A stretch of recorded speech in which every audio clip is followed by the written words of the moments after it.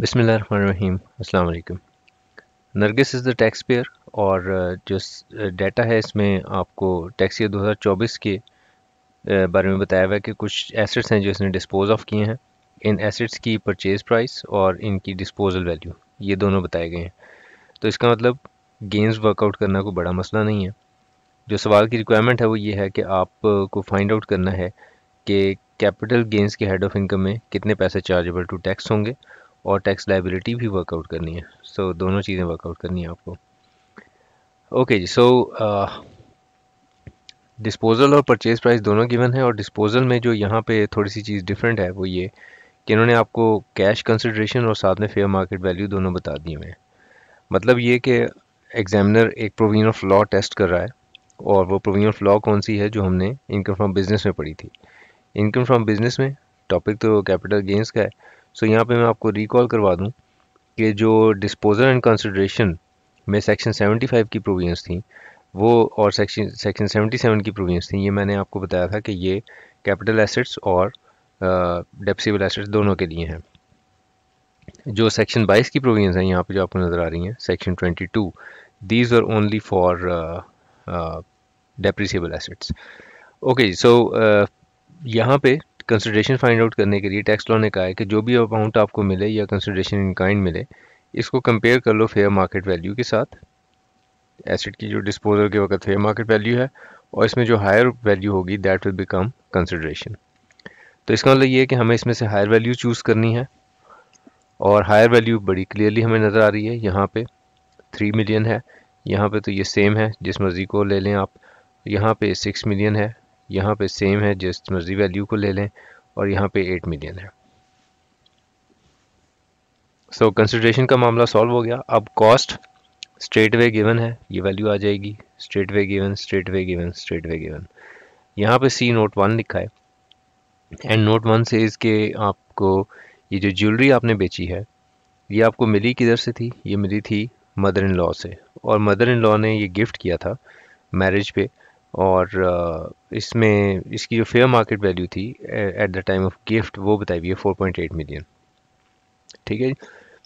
Now एक income tax ordinance का section है जिसको सेक्शन 79 कहते हैं, नॉन रिकग्निशन रूल है। वो कैफ के सिलेबस में नहीं है। सो मैं अब जो भी बात कर रहा हूँ मैं उस सेक्शन को इग्नोर करके कर रहा हूँ।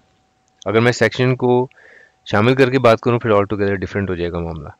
ठीक है। सो जो एसेट आपको गिफ्ट में मिलता है रिलेटिव की तरफ से उसको हमने क्या करना होगा कैफ के हद तक कि जो भी पहले जैसे फादर ने ख़रीदा कोई गिफ्ट और बेटे को दे दिया, तो फादर ने जितने का ख़रीदा होगा उसकी फादर की जो कॉस्ट होगी वही बेटे के लिए कॉस्ट मानी जाएगी। जब बेटा उसको बेचेगा तो फिर उसके लिए गेन वर्कआउट करने के लिए हम कंसिडरेशन में से कौन सी कॉस्ट माइनस करेंगे? वो कॉस्ट माइनस करेंगे जितने का फादर ने ख़रीदा था। ठीक है। सो ये प्रोविजन है। अब यहाँ पे मदर इन लॉ ने कितने का ख़रीदा ये सवाल इसके ऊपर साइलेंट है, यहाँ पे नहीं बताया हुआ कि मदर इन लॉ ने कितने का ख़रीदा। तो हम मजबूर हैं 4.8 मिलियन को ही यूज़ करने के लिए। लेकिन एक्चुअली अब जब सवाल आएगा ना एग्ज़ाम में आपको, तो उसमें एग्जामिनर आपको जो है वो ट्रांसफरर की यानी मदर इन लॉ ने कितने का ख़रीदा होगा वो वैल्यू बताएगा। ये पुराने लॉ पे बेस्ड है सवाल। और चूंकि कॉस्ट के सेक्शन में जो कैपिटल गेंस का जो चैप्टर है उसमें एक चेंज हो चुकी हुई है जिसमें गिफ्ट वगैरह की वैल्यू कैसे फाइंड आउट करनी होती है, कॉस्ट कैसे फाइंड आउट करनी होती है, वो प्रोविजंस चेंज हो चुकी हुई हैं। तो इसलिए ये पुराना एक सवाल है। अब मजबूरन हमें 4.8 मिलियन ही कॉस्ट लेनी पड़ेगी। ठीक है। सो अब हमारे पास जो यहाँ पे जो एसेट्स हैं उसमें देखने कौन कौन सा सिक्योरिटी बनता है क्योंकि वो सेपरेट ब्लॉक ऑफ इनकम होगा। ये हैं investment shares of public unlisted company, तो ये तो सिक्योरिटी नहीं है। Investment shares of listed company ये सिक्योरिटी है। पर्सनल कार, पेंटिंग, ज्वेलरी, सो इनमें से एक ही आइटम है जो सिक्योरिटी बनता है, investment shares of listed company. Okay, चलें एक एक करके हम इसको अलग से एक पेज के ऊपर सॉल्व कर लेते हैं। So first item which we have is investment in shares of public unlisted company. ठीक है। सो पब्लिक अनलिस्टेड कंपनी के शेयर्स, इसकी कंसिडरेशन 3 मिलियन है। So unlisted company shares, so consideration is 3 million rupees in million में ही इसको solve करते हैं। इसमें से माइनस करना होगा आपको कॉस्ट स्ट्रेट वे इन्होंने बताई हुई है and that is 2 million.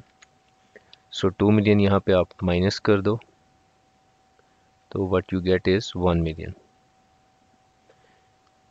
Million का वर्ड नहीं लिखते, फिगर ही लिख लेते हैं। So let's make it capital gains और हम इसको लिख देते हैं नॉर्मल टैक्स रिजीम और यहाँ पे हम लिख देते हैं सेपरेट ब्लॉक ऑफ इनकम। सो मैं इसको सवाल के एंड पे सिंगल कॉलम में भी प्रेजेंट करना आपको सिखा दूंगा। अभी मैं सिर्फ 2 कॉलम से बना के कैलकुलेशन की आसानी के लिए इस तरह से कर रहा हूँ। सो जब स्टूडेंट्स के ख्याल में सिंगल कॉलम में ही कैलकुलेशन बनानी चाहिए तो वो भी मैं प्रेजेंटेशन आपको एंड पे बता देता हूँ कि वो कैसे करनी है। Investment shares of listed company, so ये तो सिक्योरिटी है। सो इसकी कंसिडरेशन लिस्टेड कंपनी, इसका कंसिडरेशन लिखेंगे जी हम। Consideration is straight way 3.5 million है। सो 3.5 मिलियन, इसमें से आप माइनस करोगे cost. So cost is 2.1 million. So 2.1 million is the cost, तो ये हमारे पास बचा 1.4 मिलियन। ठीक है जी। So this is separate block of income. उसके बाद पर्सनल कार जो है ये this is a movable property for personal use. तो क्या ये कैपिटल एसेट है भी या नहीं, पहले तो ये फाइंड आउट करना है। सो कैपिटल गेंस के चैप्टर में ज़रा एक दफ़ा रिकॉल कर लेते हैं। सो हमने पढ़ा था कि जो मूवेबल प्रॉपर्टी है फॉर पर्सनल यूज़ ये एक्सक्लूड कर दी गई है from the definition of capital asset, it does not include. ठीक है जी। तो पर्सनल कार ये तो कैपिटल एसेट है ही नहीं। सो पर्सनल कार को कुछ भी करने की ज़रूरत नहीं है हमें। उसके बाद पेंटिंग के केस में आप देखें आपने बेचा है 1.2 मिलियन का, लेकिन आपने ख़रीदा था 1.7, इसका मतलब लॉस हो गया। So this is movable property for personal use. और जो पेंटिंग है उसके केस में हमें टैक्स लॉ ये बता चुका है कि अगर इससे लॉस हो जाए तो उसको रिकग्नाइज करने की ज़रूरत नहीं है। ठीक है जी। सो हम इसको कंसिडर नहीं करेंगे इस लॉस को। सो ये भी इग्नोर हो जाएगा, पेंटिंग से जो हमें लॉस हो रहा है not will be considered. Jewellery के केस में 8 मिलियन की कंसिडरेशन है और 4.8 मिलियन की कॉस्ट है, तो ये बिल्कुल गेन है और हमें इसको कैपिटल गेन्स के हेड में लिखना होगा। So jewellery will be, so jewellery के केस में मेरे पास जो कंसिडरेशन है that is 8 million. So 8 million is consideration और इसमें से मैं माइनस करूँगा cost and cost is 4.8 million. ठीक है जी। सो 4.8 मिलियन हम कॉस्ट ले लेते हैं। सो ये हम माइनस कर देंगे तो ये बना 3.2 मिलियन। ठीक है जी। सो ये नॉर्मल टैक्स रिजीम में ही रहेगा। ओके, सो हमारे पास अब नॉर्मल टैक्स रिजीम का जो आमदनी बन गया दैट इज़ 4.2 मिलियन और जो सेपरेट ब्लॉक ऑफ इनकम बना दैट इज़ 1.4 मिलियन।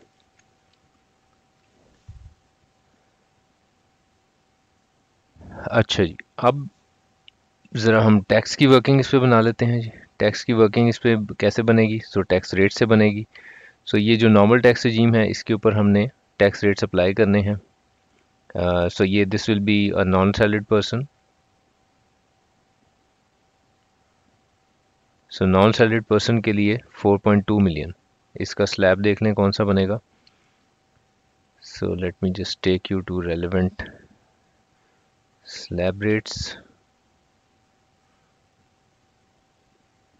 ज़्यादा आसान वैसे ये था कि मैं अगर यहाँ से आपको ले आता कि किसी भी हेड ऑफ इनकम से अगर हम आ जाए ना, जैसे सैलरी हेड्स ऑफ इनकम, यहाँ से इजी है। सो टैक्स रेट्स यहाँ से हमें मिल जाएंगे। सो टैक्स रेट्स ये आपको एग्जाम में गिवन होते हैं। सो 4.2 मिलियन नॉन सैलरीड पर्सन हो 4.2 मिलियन, तो ये इसका स्लैब बन जाता है जी 7 स्लैब, 4 मिलियन से ज़्यादा है। और जो टैक्स की कैलकुलेशन बनेगी वो 7,65,000 जमा 35% ऑफ अमाउंट एक्सीडिंग 4 मिलियन। सो ये 7,65,000 plus 35% of amount exceeding 4 million जो कि 2 लाख है।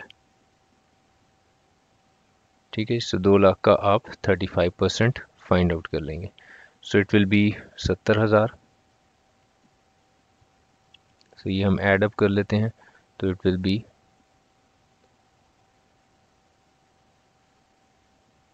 8,35,000। ठीक है, सो नॉन जो आपका NTR का टैक्स बना हुआ 8,35,000 है। अब ये 1.4 मिलियन का सिक्योरिटीज़ का कैपिटल गेन है, इसको क्या करें? इसके लिए हमें देखना पड़ेगा कि सिक्योरिटीज़ का टैक्स रेट क्या है। सो ये भी आपको रेट जो एग्ज़ाम में गिवन होता है। So I will just take you to the relevant page. Securities, ये रेट्स आपको गिवन होंगे एग्ज़ाम में। यहाँ तो भी सारा मामला होल्डिंग पीरियड से लिंक कर रहा है, तो क्या करें, होल्डिंग पीरियड नोट करते हैं। सो लिस्टेड कंपनी का शेयर है जी, और आपने इसको ख़रीदा था कब? डेट ऑफ परचेज वाज 30 जून 2015। 2015 में ख़रीदा है डेट ऑफ परचेज। तो स्लैब रेट ज़रा देखें कौन सा लगेगा। वेयर सिक्योरिटीज़ एक्वायर्ड बिटवीन 1 जुलाई 2013 से 30 जून 2022। तो इस पीरियड में आता है ना एक्विजिशन डेट, और holding period irrespective of holding period 12.5%। ठीक है, सो 12.5% का रेट इसके ऊपर लगाया जाएगा। सो ये ऊपर के जो रेट्स हैं ये क्या हैं? वेयर सिक्योरिटीज़ एक्वायर्ड आफ्टर जुलाई 2022। तो ये तो डेट ऑफ परचेज से हमने डिफाइन किया है। सो डेट ऑफ परचेज से हमें पता चला कि ये तो 12.5% बनता है रिस्पेक्टिव ऑफ होल्डिंग पीरियड। तो इसका मतलब इसके ऊपर जो रेट ऑफ टैक्स होगा इट विल बी 12.5%। तो अब अगर आप अपने पास कैलकुलेटर निकाल लें, 1,75,000। ठीक है, सो 1,75,000 आ गया। So this is the tax. अच्छा जी, अब इसको ज़रा सिंगल कॉलम में प्रेजेंट कैसे करना है वो हम उसके ऊपर बात कर लेते हैं।